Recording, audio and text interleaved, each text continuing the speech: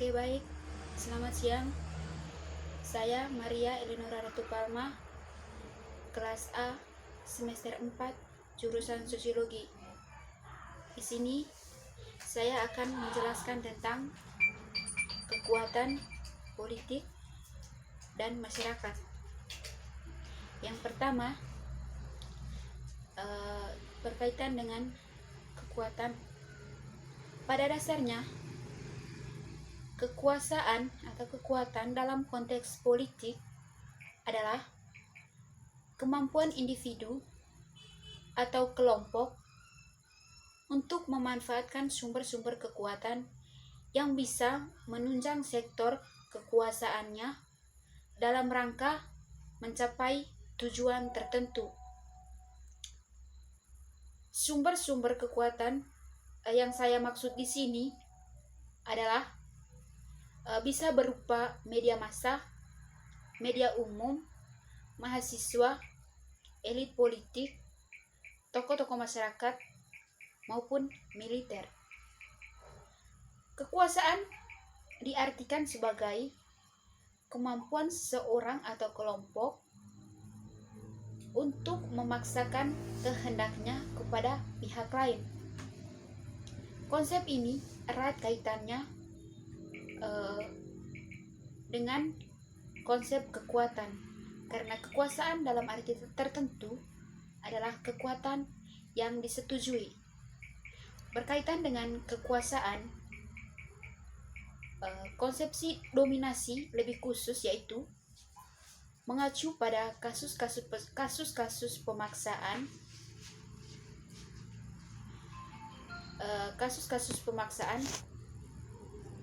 kekuasaan. Terdapat 3 pola hubungan dominasi, yaitu dominasi tradisional yang berlandaskan atas kepercayaan. Yang kedua, dominasi menurut hukum yang berlandaskan pada aturan atau kekuatan-kekuatan yang khas dan luar biasa. Untuk mewujudkan kekuasaan dapat dilakukan melalui 3 cara, yaitu teknik tradisional, teknik modern, dan teknik destruktif. Dalam hubungan dengan kehidupan masyarakat, kekuasaan sosial adalah keseluruhan dari kemampuan, hubungan, dan proses sosial yang menghasilkan ketaatan dari pihak lain atau kemampuan untuk mengendalikan tingkah laku orang lain, baik secara langsung maupun tidak langsung. Kekuasaan sosial terdapat dalam semua hubungan sosial dan dalam semua organisasi sosial.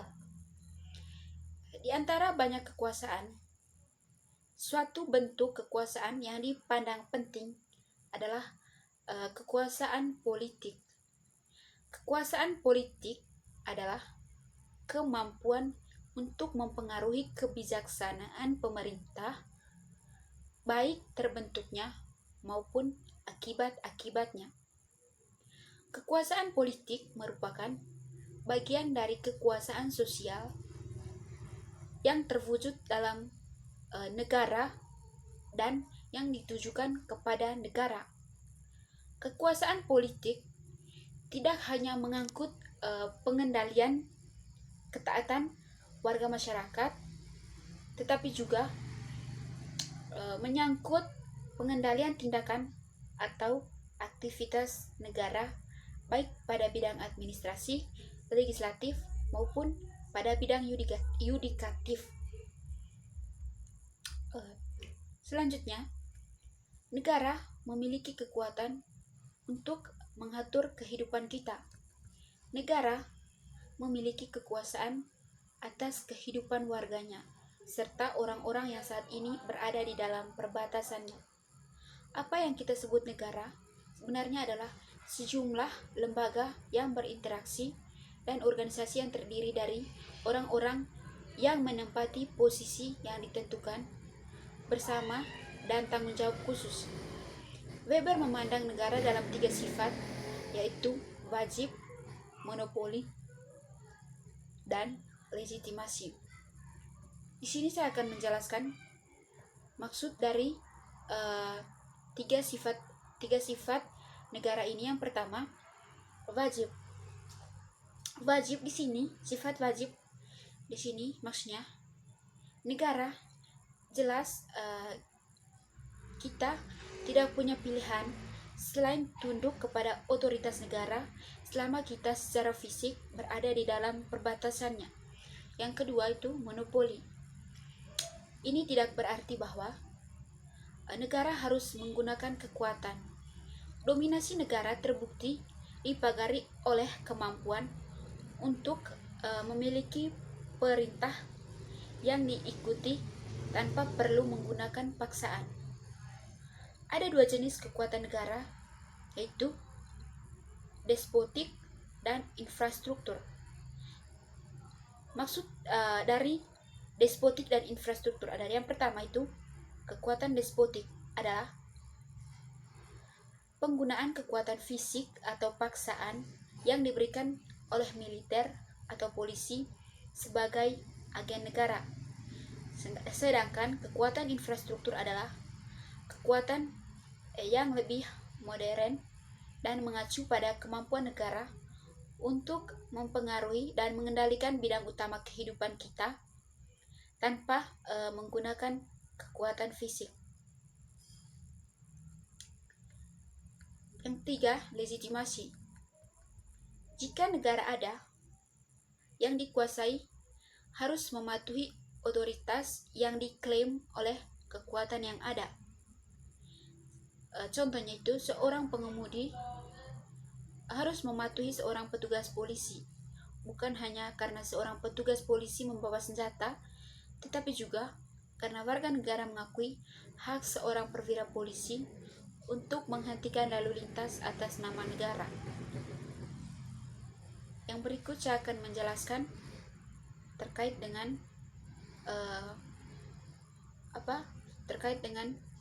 tiga model dasar peringkasan kekuatan hubungan negara sosial, itu berdasarkan pandangan pluralis, elit,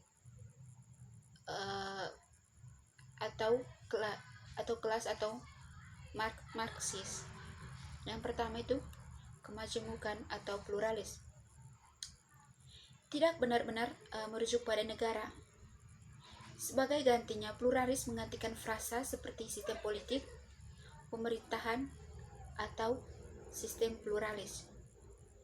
Meskipun demikian, pluralis memiliki pandangan tentang negara dengan perbedaan penting jika dibandingkan dengan ahli teori lainnya, termasuk pandangan dunia, sifat lembaga politik, dan hubungannya.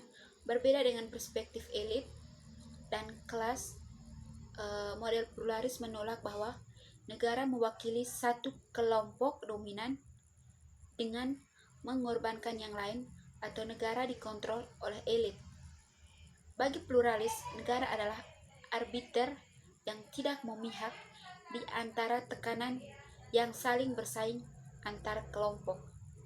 Yang kedua, saya akan menjelaskan maksud dari elit atau manajerial. Maksud dari elit atau manajerial di sini didasarkan pada 2 prinsip. Yang pertama, masyarakat dapat dibagi menjadi 2 kelompok, massa dan jumlah yang lebih kecil yang memerintah mereka. Yang kedua, sifat dan arahan masyarakat manapun dipahami dengan memahami komposisi, struktur, dan konflik dari mereka yang berkuasa. Yang ketiga, saya akan menjelaskan tentang kelas atau Marxis negara.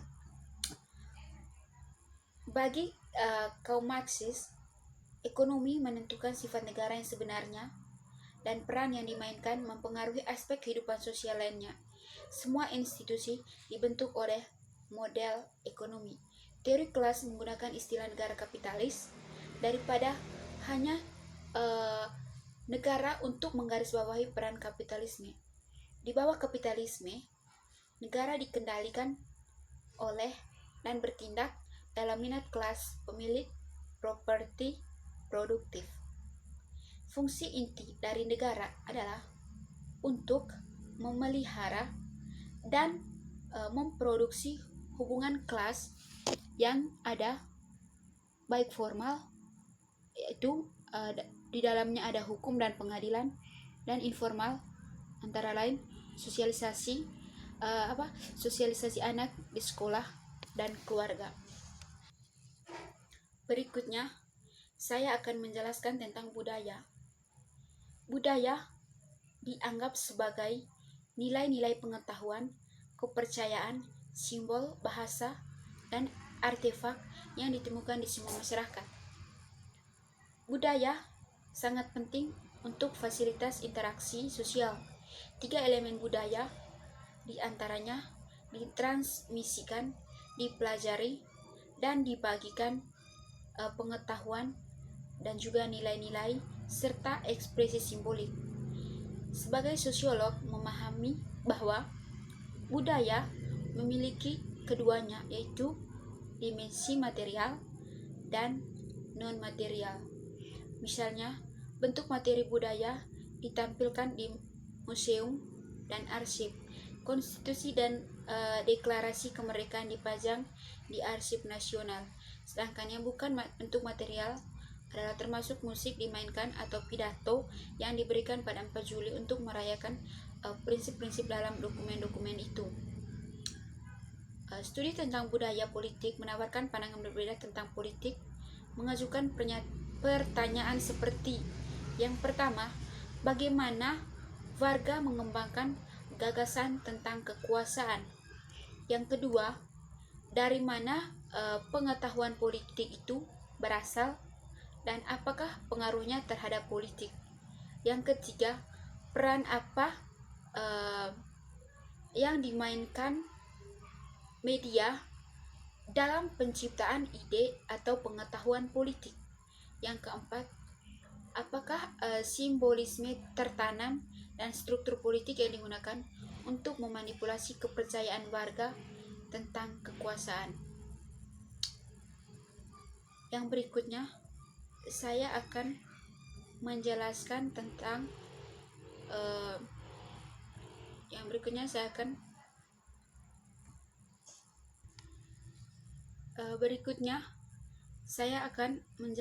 tentang partisipasi tentang pemilu atau pemilihan umum, dan juga menjelaskan tentang partisipasi politik. Warga negara yang baik adalah warga negara yang mengikuti aturan dan berpartisipasi dalam lembaga-lembaga politik dengan memilih dalam pemilihan. Proses sosialisasi dibangun oleh apa yang disebut agen sosialisasi. Struktur sosial memainkan peran penting dalam belajar tentang politik dan budaya. Agen dampak dari sosialisasi terhadap nilai-nilai politik, kepercayaan, dan simbol-simbol politik merupakan bagian penting dari upaya pencarian dalam studi sosialisasi politik. Sosialisasi politik, khususnya di keluarga, sekolah, dan kelompok sosial, dengan sedikit perhatian pada peran tempat kerja dalam pembentukan sikap, nilai-nilai, dan pengetahuan tentang keluarga, memainkan peran penting dalam penamaan awal dan pengembangan politik, keyakinan, nilai, dan sikap. Fungsi utama lembaga sosial keluarga adalah untuk norma, peran, dan status untuk anak-anak. Peran yang berkaitan dengan kekuasaan dan otoritas adalah beberapa di antaranya pertama kali dipelajari di lingkungan keluarga.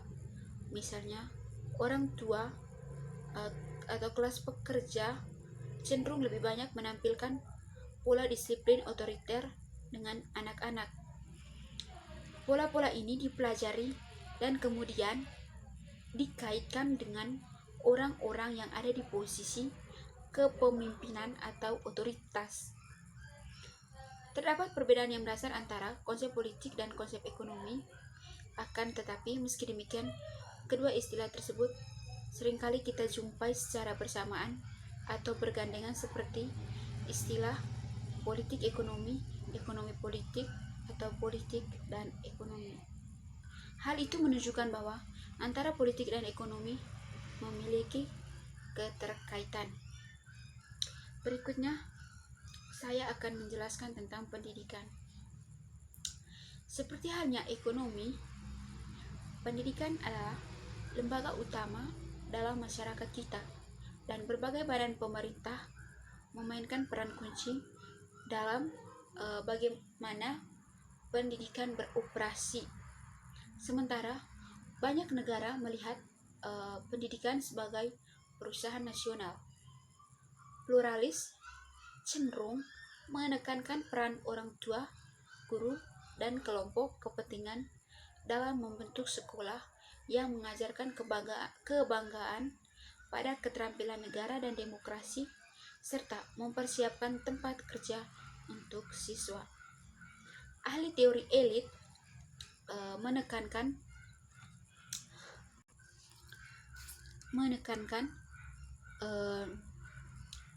peran administrasi sekolah yang berfungsi untuk mempertahankan dominasi elit dan ketidaksetaraan dalam masyarakat. Teori kelas menunjukkan bagaimana kelas sosial mempengaruhi meningkatkan kuantitas dan kualitas pendidikan seseorang. Pendidikan yang lebih tinggi dapat meningkatkan keterampilan kognitif seseorang, termasuk kemampuan mereka untuk memahami berdirinya politik. Ini dapat meningkatkan partisipasi politik mereka sebagian karena meningkatkan tugas dan tanggung jawab sipil dan membantu mereka memahami masalah prosedural yang terlibat di dalam memilih dan dalam proses politik lainnya. Selanjutnya itu tentang partisipasi politik adalah bagian penting dalam kehidupan suatu negara, terutama bagi negara yang menyebut dirinya sebagai negara demokrasi. Partisipasi politik merupakan salah satu indikator penting. Artinya, suatu negara bisa disebut sebagai negara demokrasi jika pemerintah yang berkuasa memberi kesempatan yang seluas-luasnya kepada warga negara untuk berpartisipasi dalam kegiatan politik. Sebaliknya, warga negara yang bersangkutan juga harus memperlihatkan tingkat partisipasi politik yang cukup tinggi.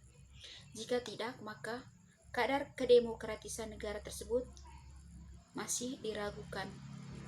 Masalah partisipasi politik bukan hanya menyangkut watak atau sifat dari pemerintahan negara, melainkan lebih berkaitan dengan sifat dan karakter masyarakat suatu negara dan pengaruh yang ditimbulkannya.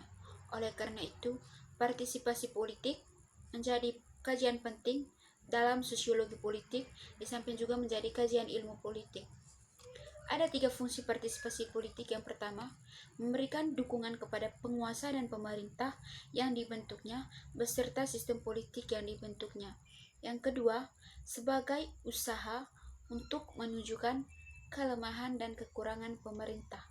Yang ketiga, sebagai tantangan terhadap penguasa dengan maksud menjatuhkannya, sehingga kemudian diharapkan terjadi perubahan struktural dalam pemerintahan dan dalam sistem politik, misalnya melalui pemogokan huru-hara dan kudeta. Yang berikutnya, saya akan menjelaskan tentang gerakan sosial. Gerakan sosial merupakan aksi perilaku kolektif secara umum yang menghendaki suatu tujuan tertentu. Misalnya kampanye penggiat lingkungan yang mengajak masyarakat untuk menjaga kelestarian alam dengan mengurangi kantong plastik. Pada suatu taraf tertentu, Upaya penggiat lingkungan tersebut dikomodir oleh pemerintah dengan menerbitkan peraturan yang memuat upaya-upaya mendukung program yang dilancarkan tersebut. Dalam porsi demikian, gerakan sosial yang sebelumnya hanya ditandai dalam lingkup penyuluhan dan ajakan serta sosial dapat berimplikasi pada kebijakan yang berdimensi politik. Yang berikutnya, saya akan menjelaskan tentang globalisasi. Ini yang terakhir, saya menjelaskan tentang globalisasi. Globalisasi adalah salah satu dari neologisme yang aneh dan sering digunakan tapi jarang didefinisikan. Ada beberapa definisi sosiolog tentang globalisasi, tapi banyak yang menekankan bahwa globalisasi adalah kombinasi dari beberapa proses. Yang kedua, globalisasi melibatkan aspek atau dimensi sosial yang berbeda, misalnya budaya, sosial, ekonomi, politik, dan demografi. Yang ketiga, melampaui batas negara politik dengan pertukaran lintas batas yang melibatkan orang, barang, uang, dan budaya. Yang keempat, menghasilkan peningkatan level dan kedalaman interkoneksi. Yang kelima, globalisasi adalah decoupling antara ruang dan waktu atau mengubah asli kompresi ruang dan waktu. Berikutnya saya akan menjelaskan sifat dari globalisasi, mana beragam dengan berbagai istilah yang ini digunakan untuk menciptakan ambiguitas. Sebagai contoh, seorang aktivis lingkungan mungkin mengkritik ekonomi atau globalisasi perusahaan, tetapi menganjurkan globalisasi lingkungan atau standar dunia untuk kemurnian udara dan air. Banyak fenomena berbeda yang dilemparkan ke bawah payung globalisasi belum luput dari perhatian atau tidak tertanding. Saling ketergantungan berarti kita hidup di dunia yang saling terhubung, di mana kita saling membutuhkan untuk bertahan hidup. Yang terakhir sekali saya akan menjelaskan tentang liberalisasi dan neoliberalisme. Keduanya ini bukanlah globalisasi, tapi justifikasi ideologi, fikasi, globalisasi ekonomi atau pergerakan bebas modal dan barang tanpa pemerintah instrumental dalam bentuk tarif, kontrol harga, pajak, dan sejenisnya. Baik, sekian video dari saya. Terima kasih.